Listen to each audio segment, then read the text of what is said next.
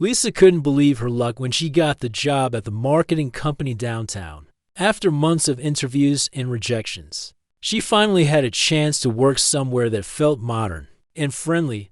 The office had big windows, colorful walls, and an open workspace where everyone could see each other. It was exactly the kind of place she dreamed of working. On her first day, Lisa met her team. There was Mike, who handled the social media accounts and always had funny stories about internet trends. There was Jenny, the graphic designer who kept her desk covered in art supplies and coffee cups. And then there was Amy, who worked on client relationships and seemed to know everyone in the building. Amy was the first person to welcome Lisa. She had a bright smile and spoke in a cheerful voice that made everything sound exciting. "Oh my goodness, you're going to love it here," Amy said, clapping her hands together. "We're like one big family. Everyone helps everyone, and we don't believe in being formal or stuffy like those boring corporate places." Lisa felt relieved. She worked at stuffy places before, where people barely talked to each other and everyone seemed stressed all the time. This felt different, better. The first week went smoothly. Lisa learned the computer systems, met clients over video calls, and started working on her first projects. Amy was always nearby, ready to answer questions or explain how things worked. She was helpful, maybe a little too helpful sometimes. But Lisa figured that was just Amy's personality. It was Tuesday morning of her second week when the weird thing happened. Lisa was at her desk, checking emails and drinking her morning coffee. The office was still pretty quiet since not everyone had arrived yet. She was focused on reading a client's feedback when she felt someone sit down. But they didn't sit in a chair. They sat right on her lap. Lisa froze. She looked down and saw Amy settling in like she was sitting in the most natural place in the world. Amy reached across Lisa's desk, grabbed the stapler, and started talking about her weekend plans while casually stapling some papers together. "So I went to this new restaurant on Saturday," Amy continued, completely ignoring the fact that she was sitting on another person. "The food was amazing, but the service was so slow. I swear we waited like an hour just for appetizers." Lisa didn't know what to do. Her body went stiff, and she could feel her face getting hot.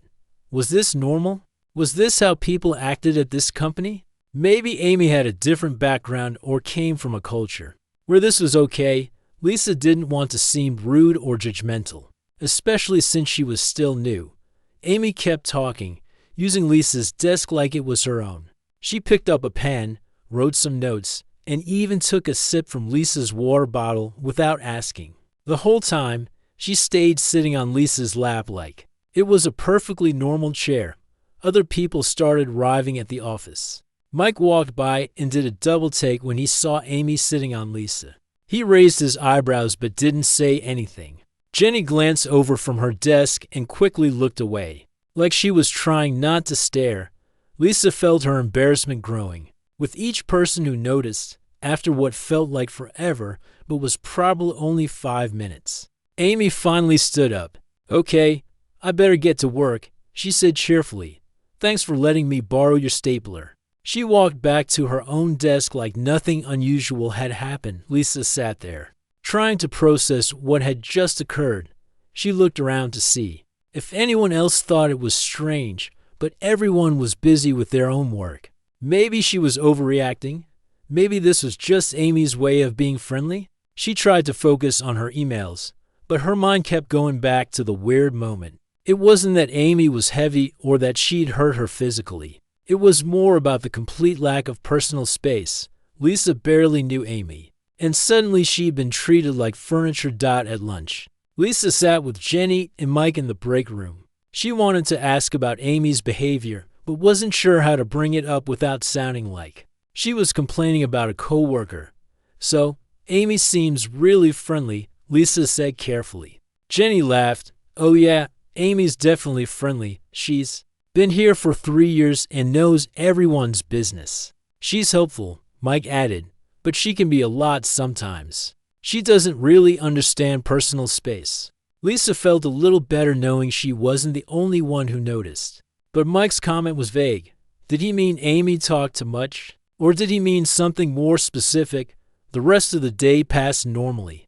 Amy stayed at her own desk and acted professionally during meetings. Lisa started to think maybe the morning incident was just a one-time thing. Maybe Amy had been in a weird mood. Or maybe she'd been distracted and hadn't realized what she was doing. But deep down, Lisa had a feeling it wasn't going to be a one-time thing. There was something about the way Amy had acted so casual about it, like she'd done it many times before with other people. Lisa hoped she was wrong, but she couldn't shake the uncomfortable feeling that this was just the beginning of a much bigger problem. That evening, Lisa called her sister to talk about her new job. She mentioned the office layout, her coworkers, and the projects she was working on. But she didn't mention Amy sitting on her lap. Somehow, saying it out loud would make it feel more real and more awkward than it already did. Instead, she kept the conversation positive and focused on how happy she was to finally have a good job. With nice people as she got ready for bed, Lisa told herself that tomorrow would be different. Amy would stay in her own space, and they could build a normal, professional friendship. She was probably just overthinking one strange moment. After all, everyone deserves the benefit of the doubt, especially when they're trying to be welcoming to the new person. Lisa fell asleep hoping that her second week would be less eventful than her first. She had no idea that her morning routine was about to become much more complicated than she ever imagined.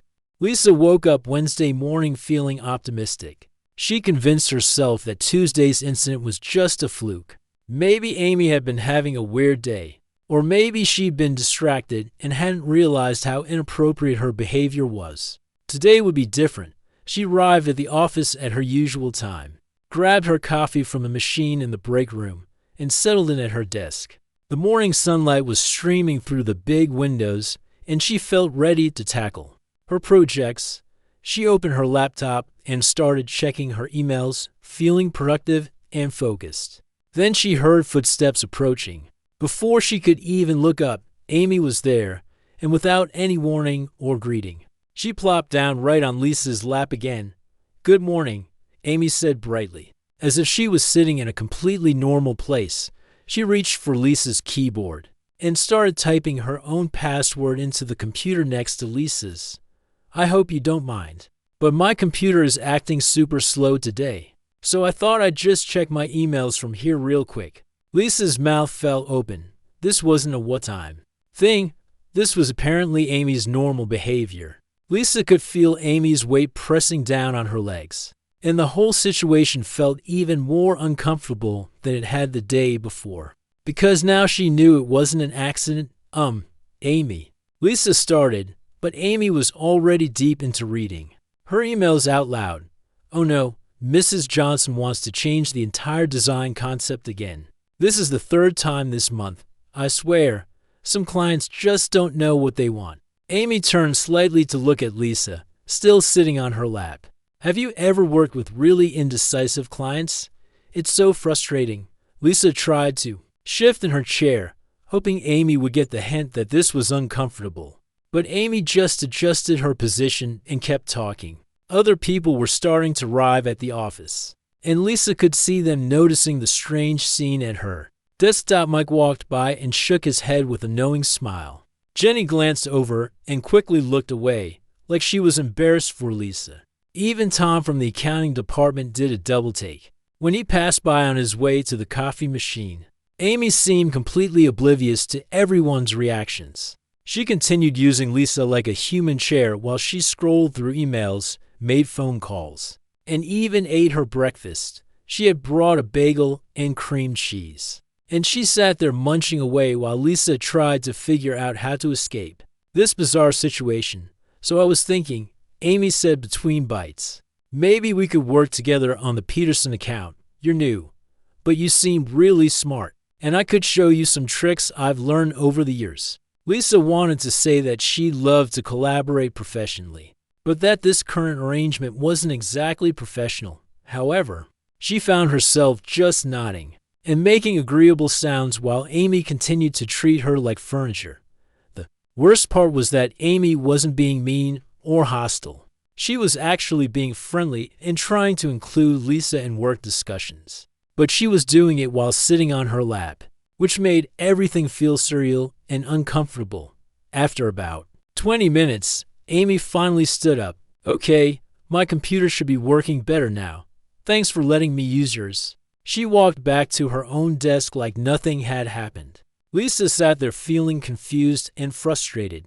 She looked around the office and noticed that people were pretending to work, but she could tell they were all aware of what had just happened. She felt her face getting red with embarrassment.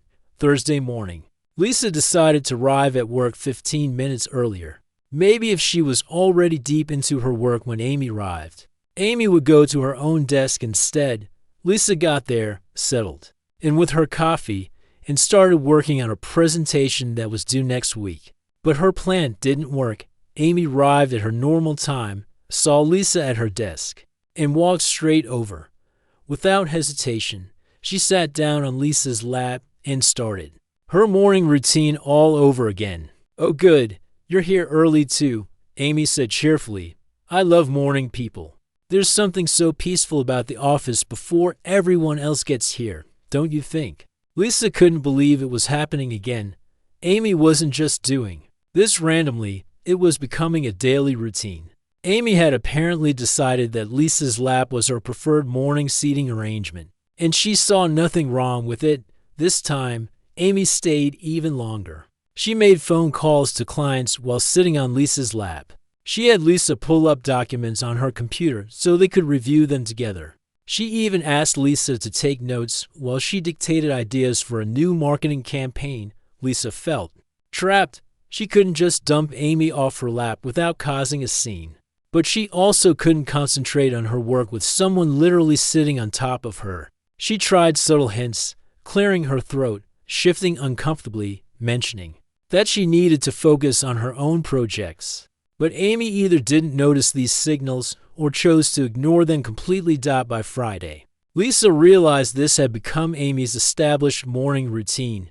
Every single day, Amy would arrive at the office and immediately sit on Lisa's lap to start her workday. She would read emails, make phone calls, eat breakfast, and have long conversations about her personal life, all while using Lisa as her personal chair. The other coworkers had started making jokes about it. Mike called Lisa Amy's favorite seat. When they passed in the hallway, Jenny made comments about how Lisa was so patient with Amy's quirks. Even the boss, Mr. Peterson, had walked by one morning and raised his eyebrows, but hadn't said anything. Lisa started to feel like she was trapped in some kind of strange alternate reality where sitting on coworkers was considered normal behavior. She found herself lying in bed at night, trying to figure out how this had become her life. She'd gone from being excited about her new job to dreading her mornings, because she knew Amy would be there, ready to turn her into human furniture. The worst part was that Amy genuinely seemed to think they were becoming good friends. She would share personal stories about her family, her dating life, and her weekend plans while sitting on Lisa's lap. She treated these morning sessions like bonding time, completely unaware that Lisa felt uncomfortable and trapped. Lisa started to realize that avoiding the situation wasn't going to work. Amy had made sitting on her lap a permanent part of her morning routine, and no amount of subtle hints or scheduled changes was going to stop it. Something needed to change. But Lisa had no idea how to approach such a bizarre and uncomfortable situation without making things even more awkward at work. By the following Monday, Lisa had developed a new strategy. She decided to arrive at work 30 minutes earlier than usual. If she could get settled and deeply focused on important work, maybe Amy would see that she was busy and find somewhere else to sit for her morning routine. Lisa got to the office at 7:30 in the morning. The building was almost empty, just a few early risers from other departments. She felt proud of her plan as she sat down with her coffee and opened up the quarterly report. She needed to finish. The quiet office felt peaceful, and for the first time in days, she was able to concentrate completely on her work. But her peace didn't last long. At exactly 8 o'clock, she heard the familiar sound of heels clicking across the office floor. Amy had arrived, and she was walking directly toward Lisa's desk with the same purposeful stride she'd had every other morning. "Wow, you're here. Super early," Amy said with obvious delight. "I love that you're so dedicated to your work." Without missing a beat, she sat down on Lisa's lap and reached for the phone. "I hope you don't mind, but I need to call the Wilson account about their meeting today." Lisa's heart sank. Amy had simply adjusted her schedule to match Lisa's new arrival time. The early morning plan had completely failed. Over the next few days, Lisa tried different tactics. She arrived at different times, hoping to throw off Amy's routine. She tried working from the conference room, but Amy found her there and sat on her lap during what was supposed to be a private phone call with a client. She even tried working from the small desk in the supply closet, but Amy squeezed in there too, making the tiny space feel even more cramped and uncomfortable. No matter where Lisa went or what time she arrived, Amy seemed to have a radar for finding her and continuing their bizarre morning ritual. It was like Amy had decided that Lisa's lap was her official workspace, and nothing was going to change that. The situation started getting worse during the day too. Amy would wander over and sit on Lisa's lap while she was in the middle of important phone calls. Lisa would be talking to clients about serious business matters, and suddenly Amy would appear and plop down like she belonged there. Lisa had to maintain her professional voice while dealing with the shock and discomfort of having someone sitting on her during work calls. One afternoon, Amy sat on Lisa's lap while Lisa was having a video meeting with 3 potential new clients. Lisa had to keep smiling and acting normal while Amy made herself comfortable and even waved at the people on the screen. The clients looked confused and kept glancing at each other. With raised eyebrows, Lisa could tell they thought the whole situation was unprofessional and weird. The office gossip was getting worse too. Lisa overheard coworkers talking about her and Amy in the break room. Some people thought it was funny and made jokes about Lisa being Amy's personal chair. Others seemed uncomfortable with the whole situation but didn't know what to say. Few people had started avoiding Amy completely, which meant Amy was spending even more time focused on Lisa. Lisa began to notice that Amy didn't seem to have the same relationship with anyone else. In the office, she was friendly with other coworkers, but she didn't sit on their laps or invade their personal space the way she did with Lisa. It was like Amy had decided that Lisa was special. Or maybe Lisa just seemed like the person who would be least likely to complain about it. The worst part was that Amy had started having really personal conversations. During these lap-sitting sessions, she would talk about her family problems, her complicated relationships, and her financial stress while sitting on Lisa's lap like she was talking to her best friend. Lisa found herself learning way more about Amy's personal life than she ever wanted to know. "My sister is driving me crazy," Amy would say while settling in for another long chat. "She borrowed money from me 6 months ago and still hasn't paid me back. And now she's asking for more money because her car broke down. I mean, I want to help family, but there has to be a limit, right?" Lisa would nod and make sympathetic sounds while internally screaming. She wanted to be a good coworker and show that she cared about Amy as a person. But having these intimate conversations while Amy was literally sitting on top of her made everything feel inappropriate and overwhelming. Lisa started losing sleep over the situation. She would lie in bed at night, planning different ways to address the problem. She thought about talking to Amy directly, but what would she even say? "Please stop sitting on my lap" sounded crazy when she imagined saying it out loud. She thought about talking to her supervisor, but she was worried about seeming like someone who couldn't handle minor workplace conflicts. She also worried about how it would affect her reputation at the company. She was still new, and she didn't want to be known as the person who caused drama or couldn't get along with her coworkers. Amy was well liked in the office, and Lisa was afraid that complaining about her would make Lisa look bad instead of solving the problem. The stress was affecting her work performance too. Instead of focusing on her projects, Lisa found herself constantly looking over her shoulder, wondering when Amy would appear next. She started arriving at work feeling anxious instead of excited. She would spend her lunch breaks hiding in her car, just to have some guaranteed personal space. One particularly bad day, Amy sat on Lisa's lap during a conference call with their biggest client. The client was discussing a major project that could bring in thousands of dollars for the company, and Lisa needed to take detailed notes and ask important questions. But with Amy sitting on her lap and occasionally whispering comments about the client's presentation style, Lisa could barely concentrate on what was being said. After that call, Lisa realized that Amy's behavior wasn't just making her uncomfortable anymore, it was actually affecting her ability to do her job well. She was so distracted by the anticipation of Amy's next lap-sitting session that she was making mistakes on projects and missing important details in meetings. Lisa's friends outside of work had started noticing that she seemed stressed and unhappy. When they asked about her new job, she would give vague answers about it being complicated or different than expected. She felt too embarrassed to explain the real situation because it sounded so bizarre and unbelievable. This coworker sits on my lap every day wasn't something that came up in normal conversations about work problems. Lisa was afraid that if she told people the truth, they would think she was making it up or exaggerating a normal workplace personality conflict. By the end of her third week at the company, Lisa realized that her avoidance strategies weren't working at all. If anything, they seemed to be encouraging Amy to spend even more time with her.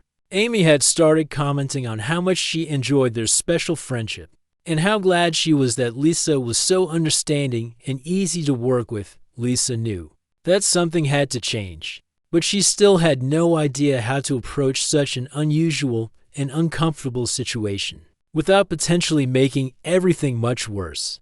The day that changed everything started like any other day. Lisa arrived at work, already feeling that familiar knot in her stomach that had become her morning routine. She'd been at the company for almost a month now, and Amy's lap-sitting habit had become as predictable as the sunrise. But today was different. Today, Lisa had the most important presentation of her career. The Peterson Group was considering hiring their company for a massive advertising campaign. It was the kind of client that could change everything for the business, and Lisa had been chosen to lead the presentation. She'd spent weeks preparing, staying late every night to make sure every slide was perfect, every number was accurate, and every talking point was clear and convincing. Lisa set up the conference room early, testing the video equipment and making sure her laptop was connected properly. She arranged her notes carefully on the table and practiced her opening lines one more time. This presentation could make or break her reputation at the company, and she was determined to nail it. The Peterson Group executives were joining by video call from their headquarters across the country. There were four of them: the marketing director, the company president, and two other senior managers who would be making the final decision. Lisa had researched each of them extensively and knew exactly how to tailor her presentation to their interests and concerns. At exactly 10 o'clock, the video call connected. Lisa smiled professionally at the screen and began her introduction. Good morning, everyone. Thank you so much for taking the time to meet with us today. I'm Lisa, and I'll be walking you through our comprehensive marketing strategy for your upcoming product launch. The executives looked engaged and professional. Lisa felt confident as she clicked to her first slide and started explaining their research findings. She was hitting all her key points perfectly, and she could see the clients nodding along with her presentation. That's when she heard the familiar sound of heels clicking across the office floor. Lisa's heart started racing, but she forced herself to keep talking. Maybe Amy would see that she was in an important meeting and stay away. Maybe this one time, Amy would understand that this wasn't the moment for her usual routine. Lisa was wrong. Amy walked straight into the conference room, waved cheerfully at the camera, and without any hesitation whatsoever, sat down directly on Lisa's lap, right in the middle of the most important business presentation of Lisa's life. The executives on the video call stopped talking mid-sentence. Their faces went from professional interest to complete confusion. One of them tilted her head to the side like she couldn't believe what she was seeing.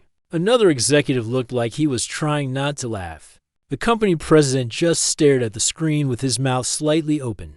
Lisa felt her face turn bright red. She tried to keep talking about market demographics and consumer behavior while Amy settled in comfortably and reached for Lisa's water bottle. Amy took a sip and then whispered, "Sorry, I hope you don't mind. My throat was getting dry." As I was saying, Lisa continued, her voice slightly strained. "Our research shows that your target demographic responds well to social media campaigns that focus on authentic storytelling and emotional connection." Amy nodded along like she was part of the presentation team. She even made a few comments about the slides, pointing at the screen and saying things like, "Oh, that's a good chart and I love that color scheme." The executives looked more confused by the minute. Lisa could see them exchanging glances with each other off camera. One of them muted his microphone, and Lisa could see him talking to someone else in his office, probably asking what in the world was happening on this video call. Lisa tried to continue her presentation professionally while dealing with the surreal situation of having Amy sitting on her lap. During the most important meeting of her career, Amy wasn't being disruptive on purpose, but her presence was completely inappropriate and distracting. She kept shifting around, making small comments, and even answered her phone at one point to have a quick conversation with someone about lunch plans. When Lisa got to the budget breakdown section, Amy leaned forward to get a better look at the numbers on the screen. This pushed Lisa back in her chair and made it obvious to everyone on the call that Amy was literally sitting on top of her colleague during a professional business meeting. The marketing director from Peterson Group finally spoke up. "I'm sorry, but could you clarify the seating arrangement there? Is everything all right?" Lisa wanted to disappear. She had no idea how to explain this situation to potential clients without sounding completely unprofessional. "Oh, this is just my colleague, Amy. She's helping with the presentation." Amy waved enthusiastically at the camera. "Hi, everyone. Lisa's doing such a great job with this presentation. You guys are going to love working with our company." The silence that followed was painful. Lisa could practically hear the executives reconsidering their decision to work with a company where employees sat on each other during important business meetings. The professional atmosphere she'd worked so hard to create had been completely destroyed. Lisa somehow managed to finish her presentation, but she could tell that the executives were distracted and uncomfortable. They asked fewer questions than she'd expected, and their responses were polite, but noticeably cooler than they'd been at the beginning of the call. When the meeting ended, they said they would be in touch soon in a tone that suggested they probably wouldn't be. After the video call ended, Lisa sat there in stunned silence with Amy still on her lap. She felt like she was going to cry or scream or both. Months of preparation and her biggest career opportunity had been ruined by Amy's complete inability to understand appropriate workplace behavior. Amy finally stood up and stretched. "That seemed to go really well. Those clients look nice. I think they're going to choose us for sure." Lisa couldn't even respond. She gathered her presentation materials with shaking hands and walked back to her desk in a daze. She could feel other coworkers staring at her, and she was sure they'd all witnessed the disaster that had just happened in the conference room. An hour later, her supervisor, Mr. Peterson, called her into his office. Lisa's stomach dropped as she walked down the hallway. Knowing this conversation wasn't going to be good, "Lisa, I need to talk to you about maintaining professional standards." During client presentations, Mr. Peterson said, closing his office door behind her, "I understand that our office culture is casual and friendly, but we have to maintain appropriate boundaries when we're representing the company to potential clients." Lisa wanted to explain that she hadn't invited Amy into the meeting, that she'd been trying to avoid this exact situation for weeks, and that she was just as horrified as everyone else. But she realized that her failure to address Amy's behavior earlier had led to this moment. By not speaking up about the uncomfortable situation, She'd allowed it to escalate until it damaged her professional reputation and potentially cost the company a major client. I understand completely, Lisa said quietly. It won't happen again. But as she walked back to her desk, Lisa knew that promising it wouldn't happen again meant she finally had to do something she'd been avoiding for weeks. She had to have a direct conversation with Amy about boundaries, no matter how awkward or uncomfortable it might be. Because if she didn't, her career at this company was probably over before it had really begun. That evening, Lisa sat in her car in the company parking lot for 20 minutes, trying to work up the courage to go back inside. Most of the staff had gone home, but Amy's car was still there. This was her chance to have a private conversation, without an audience of coworkers watching and listening. Lisa had practiced what she wanted to say during her lunch break. She'd written down key points on a piece of paper and rehearsed different ways to bring up the topic. But now that the moment was here, her heart was beating fast and her palms were sweaty. She'd never been good at confrontation, and this was probably the most awkward conversation she'd ever have to initiate. She took a deep breath and walked back into the office. Amy was at her desk, finishing up some paperwork and humming quietly. To herself, she looked up when she saw Lisa approaching and smiled brightly. "Hey, I thought you'd already gone home. Did you forget something?" Lisa pulled up a chair from the nearby empty desk and sat down facing Amy. This felt like the right way to start, sitting at the same level, treating Amy with respect while also maintaining her own personal space. "Amy, I wanted to talk to you about something that's been on my mind," Lisa began, trying to keep her voice steady and calm. "I really appreciate how welcoming and friendly you've been since I started working here. You've helped me learn the systems and made me feel like part of the team." Amy's smile got even bigger. "Aw, that's so sweet. I'm so glad you feel that way. I really like having you here. You're such a good addition to our little work family." Lisa took another deep breath. "This was the hard part. The thing is, I need to talk to you about the mornings when you sit on my lap. It makes me really uncomfortable, and I think it's affecting my ability to do my job well." Amy's smile faded, and she looked genuinely surprised. "What do you mean? I'm just being friendly. I thought you were okay with it since you never said anything." "I know you're being friendly," Lisa said carefully, "and I appreciate that you want us to be close as co-workers. But having someone sit on my lap feels too personal for me, especially at work. It makes it hard for me to concentrate, and today, during the presentation with Peterson Group, it made me look unprofessional in front of important clients." Amy's expression changed from surprise to defensiveness. "I was just trying to be supportive, and those clients seemed fine with it. I even said nice things about the company. I don't understand why you're making such a big deal about this." Lisa could see that Amy genuinely didn't understand why her behavior was problematic. "Amy, I know your intentions are good, but think about it from my perspective. How would you feel if someone sat on your lap every day at work without asking? Even if they were being nice about it?" Amy was quiet for a moment, and Lisa could see her thinking about this scenario. I guess I might feel a little weird about it, but my family is really affectionate, and we're always hugging and sitting close to each other. I thought that was just normal."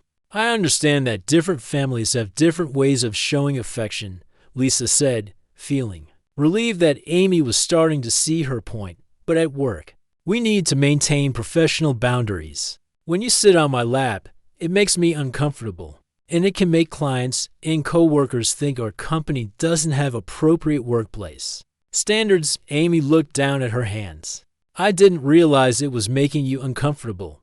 I thought we were becoming good friends, and I guess I assumed you liked our morning chats." "I do enjoy talking with you," Lisa said, and she meant it. "I think you're interesting and fun to work with, but I'd prefer to have those conversations while we're each sitting in our own chairs. We can still be friendly and supportive of each other without the physical contact." There was a long pause while Amy processed this information.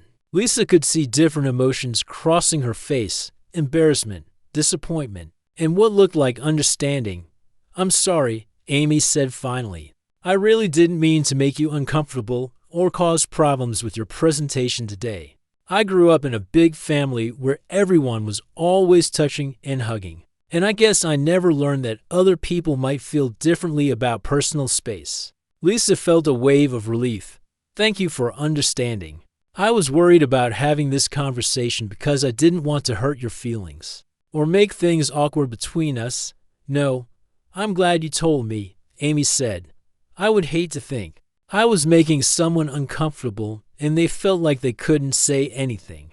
That must have been really stressful for you. It was, Lisa admitted. I kept hoping the situation would just resolve itself, but I realize now that I should have spoken up sooner.